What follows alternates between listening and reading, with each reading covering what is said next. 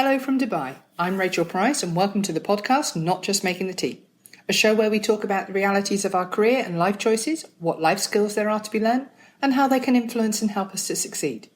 It's all about celebrating the parts that don't go to plan as much as those which do. So welcome to Season 2. This season, the focus will be looking at how we can continue to develop ourselves to ensure that we are getting the most from our lives, both professionally and personally. The aim is that there'll be some chats with the experts along the way, whilst also the regular podcasts about the skills and attributes that we need to continue developing. So please do keep listening. I hope that you enjoy listening, find the topics thought-provoking, entertaining, and that they add some positive vibes to your day. So on that note, let's get started with today's topic.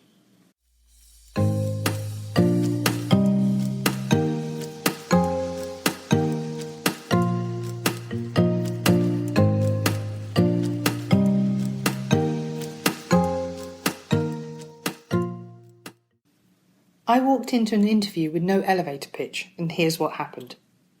Talking about yourself may seem easy enough, but do you know how to effectively sell who you are and what you do? We hear it all the time, always be prepared. And when applied to your career, that means being ready for those tough interviews and meeting, exuding confidence when selling your own personal brand. It means having your pitch, who you are, what you do, and why you do it, always readily prepared.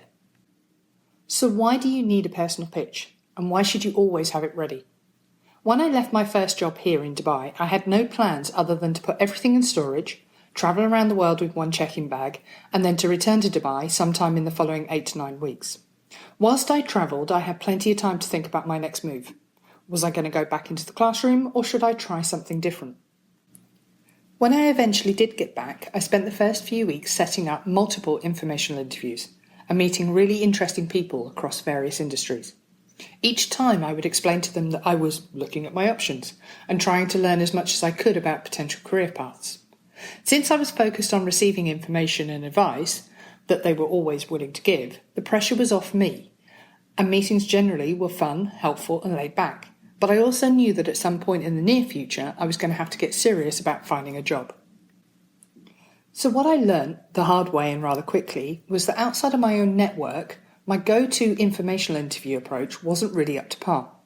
So here's a brief story from back then. On this particular day, I had a meeting with a rather savvy business lady who happened to be very well connected. Foolishly, I showed up, as I'd been doing all along, planning to ask her lots of questions and imagining that we'd have an easy flowing conversation from the get-go. I was so focused on hearing about her experiences that I hadn't prepared anything specific to say about myself and what I was looking for. That was my rookie mistake. Right away she asked me how I found out about her and wanted to know what I was working on and what I was looking to get out of our meeting.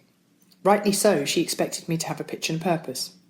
Since she wasn't bubbling with enthusiasm from the very first moment that I met her, and why should she be, she knew nothing about me or why I was taking up her time, I started to feel nervous. After spluttering a painfully long explanation of my various past projects, I found it difficult to turn the conversation back around to her. By the end of the meeting, which was brief because I'd rushed to wrap it up, I asked what advice she might have for a professional like myself. "Always have a pitch prepared," she said simply. It stung a bit to hear because I knew that she was serving up some fresh advice. I had become accustomed to people, primarily close friends and family, responding positively to my various projects, and I hadn't had to explain myself to someone with less than a vested interest. So I immediately went home to work on my pitch, call it an elevator pitch or a personal pitch or whatever you will, that I should have prepared before our meeting. After copious research, I came up with a streamlined series of questions. Though the content changes depending on the meeting and the objectives, the following outline has helped me craft and recraft my personal pitch prior to every important meeting. So how to prepare your pitch? Number 1. Firstly, ask yourself these 3 questions and be as direct, honest and genuine as you can in your answers. What do I want? List no more than 3 things. What do they want? Again, list no more than 3 things. And finally, what do they expect? And how can I make my pitch stand out? Use your answers to draft a succinct, no more than 2 or 3 sentences, pitch about yourself, who you are, what you're working on, and why you're at that particular meeting. Then do the following. So number 2, do research on the person that you're meeting. Number 3, take notes and consider points of conversation. And number 4, practice, practice, practice. Practice delivering your pitch in the mirror, on a video, and or with your best friends. So in conclusion, whether or not you are a natural at selling yourself or are good at thinking on the fly, it's important always to have an up-to-date personal pitch prepared. At some point, it's likely that you'll find yourself in some kind of social or professional environment that feels awkward or even uncomfortable. And having a pitch rehearsed will help you speak clearly and confidently about yourself and the work that you do. Thankfully, I've gotten better at doing this and have found that having my pitch ready and being able to adapt it on the fly has become much easier and more natural to me. It's even got me a job when I was least expecting it. I was in a meeting to sell another company's educational programs and I was offered a brand new job role. Sometimes it just happens, and with the confidence to talk about yourself, your attributes and achievements at any given time, who knows what opportunities may present themselves. And so the final thing to remember is that your personal pitch is simply you selling yourself, and who knows you better than you. So that's today's podcast. I hope that you found it interesting and helpful. Thank you for taking the time to listen. If you've enjoyed this episode, then please do subscribe and get new episodes sent to you weekly. You can do that for free via Apple Podcast, Spotify, Google Podcast, and other providers.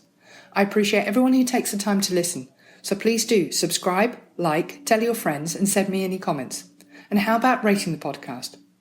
Please also check out the Instagram page, Not Just Making the Tea, for more information on these topics and more. For activities and resources, go to the Learning Hub on educationyala.teachable.com. There is a direct link in the podcast information. Thank you once again, keep safe and chat soon. Have a great day.